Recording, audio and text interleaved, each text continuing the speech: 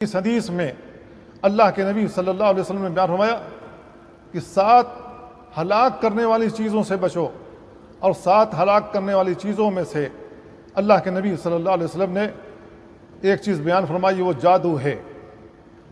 عبداللہ رضی اللہ تعالیٰ عنہ بیان کرتے ہیں، من اتا کاہنا او ساحرا فصدقہ بما یقول فقد کفر بما انزل علی محمد صلی اللہ علیہ وسلم۔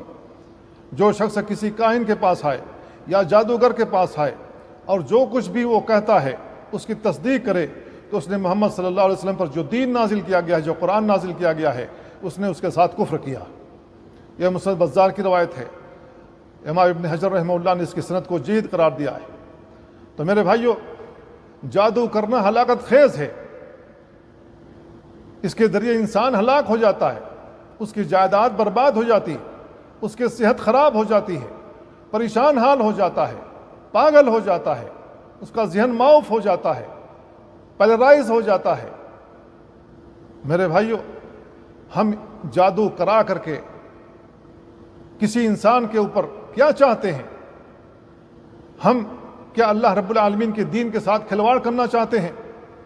کیا رسول اللہ صلی اللہ علیہ وسلم کی منع کردہ چیز جس سے آپ نے منع فرمایا، جس کو حرام ٹھہرایا گیا ہے، ہم نے اس کو اتنا سستا سمجھ لیا، ہم نے اس کو اتنا ہلکا سمجھ لیا ہے کہ ہم اس کی پرواہ ہی نہیں کرتے؟ کسی کے ساتھ کھلواڑ کرنا ہو، ہم کھلواڑ کرتے ہیں اس کی صحت کے ساتھ، اس کے مال کے ساتھ، اس کی بیوی بچوں کے ساتھ۔ ہمیں ذرا برابر بھی احساس نہیں ہوتا کہ اس کے ذریعے پورا گھر برباد ہو جاتا ہے۔ اور دوسری بات یہ ہے کہ جو لوگ بھی جادو سے راضی ہوتے ہیں، امام محمد بن عبد الوہاب رحمہ اللہ نے کہا کہ اس نے کفر کیا۔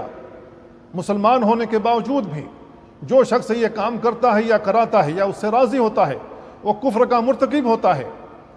اگر انسان ایسے کاموں سے راضی ہے، اس جادو سے راضی ہے، یہ کرتا اور کراتا ہے اور اس کی ہلاکت خیزی کو جانتا ہے، اس کے باوجود بھی وہ جادو کرانے کے لیے راضی ہوتا ہے اور تیار ہوتا ہے اور اعلی کار بنتا ہے جادوگروں کا، تو میرے بھائیو، وہ شخص کفر کا مرتکب ہو رہا ہے، کیونکہ وہ جادو کو جائز سمجھ رہا ہے جس کو اللہ رب العالمین نے کفر قرار دیا۔